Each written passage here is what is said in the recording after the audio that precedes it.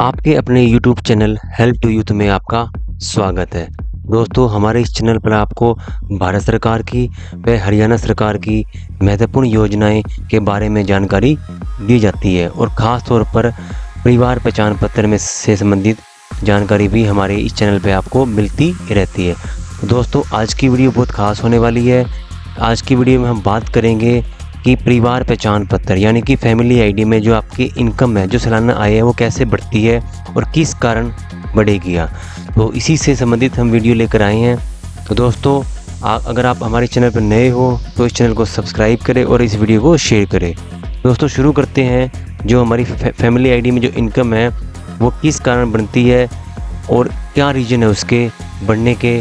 तो कुछ नियम हैं हमने बताए हैं कि परिवार पहचान पत्र में 5 नियमों से आपकी जो इनकम है, सालाना इनकम पूरे परिवार की, वो बढ़ जाएगी। जी हाँ, बिल्कुल दोस्तों, वो 5 नियम कौन कौन से हैं उसके बारे में हम विस्तारपूर्वक आपसे बात करते हैं। तो शुरू करते हैं।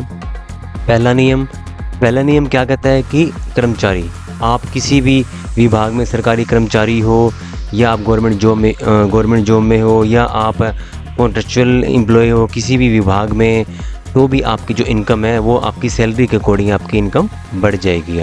दूसरा, अगर आप किसी प्राइवेट कंपनी में काम करते हो और आपकी जो इनकम है वो आपकी सैलरी उसमें अकाउंट में आ रही है, या आपका कोई पीएफ कट रहा हो, प्रॉफिट फंड कट रहा हो, तो भी आपकी जो सालाना इनकम है उस सैलरी के हिसाब से आपकी बढ़ जाएगी। या आप हरियाणा कौशल निगम के कर्मचारी हो तो भी आपकी जो इनकम है वो बढ़ेगी अकॉर्डिंग टू सैलरी के लिए। या फिर अगर कोई गवर्नमेंट जॉब में था, अब वो रिटायर हो चुका है, उसको गवर्नमेंट की तरफ से 25, 30 या 35,000 या 40,000 तक पेंशन आ रही है, तो भी जो आपकी इनकम है वो उसके अकॉर्डिंग ही आपकी इनकम परिवार पहचान पत्र में हो गया। तो ये दोस्तों पहला नियम है। कर्मचारी या गैर कर्मचारी, किसी भी विभाग में कच्चा कर्मचारी हो या पक्का कर्मचारी हो, तो आपकी जो इनकम है वो उसके अकॉर्डिंग आपकी बढ़ जाएगी। दूसरा नियम क्या कहता है दोस्तों? दूसरा नियम है वाहन पंजीकरण। वाहन पंजीकरण, आपके परिवार में कोई सदस्य के नाम कोई वाहन हो, 4 पहिया वाहन हो या 3 पहिया वाहन हो, तो भी जो आपकी इनकम है वो आपकी बढ़ जाएगी। या कोई 4 पहिया जो वाहन है, जो कृषि उपकरण हो, ट्रैक्टर हो या जेसीबी मशीन हो या अदर कोई भी अन्य उपकरण हो कृषि के लिए, तो भी आपकी जो परिवार पहचान पत्र में इनकम है वो बढ़ जाएगी। तीसरा क्या है कि यदि आपके नाम कोई प्रॉपर्टी हो या कोई प्लॉट हो, रजिस्टर हो आपके नाम पे, तो भी जो है वो आपकी इनकम उसमें काउंट की जाएगी परिवार पहचान पत्र में। नेक्स्ट आता है हमारे पास दोस्तों, तीसरा जो नियम है वो है रोजगार, इंडस्ट्रियल लेबर या घर की स्थिति कैसी है, या कोई कंस्ट्रक्शन वर्कर है कि नहीं है। तो दोस्तों इसमें क्या है, यदि आपके परिवार में किसी की मजदूरी काफ़ी बनी हुई है या कोई इंडस्ट्रियल लेबर में कार्य करता है और या एक से ज़्यादा उसकी लेबर मतलब मजदूरी काफ़ी बनी हुई है, मतलब एक घर में 2 मजदूरी काफ़ी बनी हुई है और मनरेगा जो जॉब कार्ड है वो भी बना हुआ है, तो भी जो आपकी इनकम है सालाना वो आपकी बढ़ जाएगी। दूसरा कि आपके अगर परिवार में बिजली का बिल 20,000 से 30,000 आ रहा है, तो भी आपकी इनकम है वो सालाना बढ़ेगी, घटेगी नहीं। तीसरा क्या है कि आपके जो मकान वो पक्का हो। कई बार क्या होता है कि ना बिजली का जो बिल है वो 5 से 6,000 आता है या 7,000 आता है महीने का, लेकिन जो मकान पक्का है, 3 कमरे हैं, दीवारें पक्की है, घर में सारा सामान है ज़रूरत का, एसी है, फ्रिज है, कूलर है, डबल बैटरी इन्वर्टर है, एलसीडी भी है, एलईडी भी है। तो अगर ये सारी चीज़ आपके पास है और आपकी मजदूरी काफ़ी भी बनी हुई है, घर की स्थिति भी अच्छी है, और तो भी जो आपकी है वो इनकम बढ़ जाएगी। बच्चों की फ़ीस अगर 20 से 30,000 आती है, तो भी जो आपकी इनकम है वो भी बढ़ जाएगी।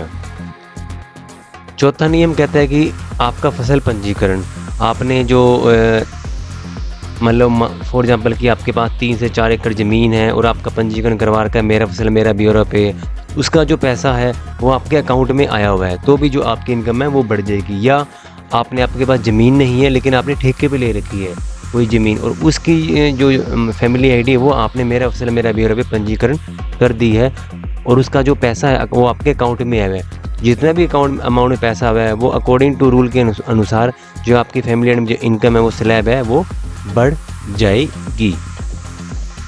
पांचवा नियम जो लास्ट नियम है वो क्या है, भी इनकम टैक्स, या आपने कोई लोन ले रखा हो या आपका लेन देन ज़्यादा हो, आपने कोई किसी के कोई ट्रैक्टर लिया हो, मान ले आपने उसका लोन ले लिया हो, या आप सालाना इनकम टैक्स पे कर रहे हो, तो भी जो आपकी इनकम है सालाना बढ़ेगी, या ITR भर रखी हो आपने जो भी है।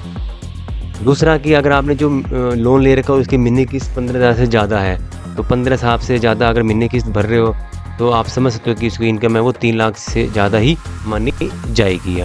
या आपका जो बैंक में जो पैसा का लेन देन है वो बहुत ज़्यादा है, आपकी जो ट्रांजेक्शन है वो लाखों में हो रही है, तो भी जो आपकी इनकम है वो बढ़ जाएगी। तो दोस्तों ये हमारे पास 5 नियम थे जिसके कारण आपके परिवार पहचान पत्र में इनकम बढ़ जाती है।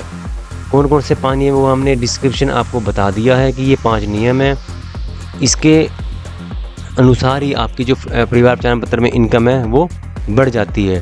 तो दोस्तों अगर ये वीडियो आपको अच्छी लगी हो तो इसको शेयर करें और हमारे इस चैनल को सब्सक्राइब करें। धन्यवाद।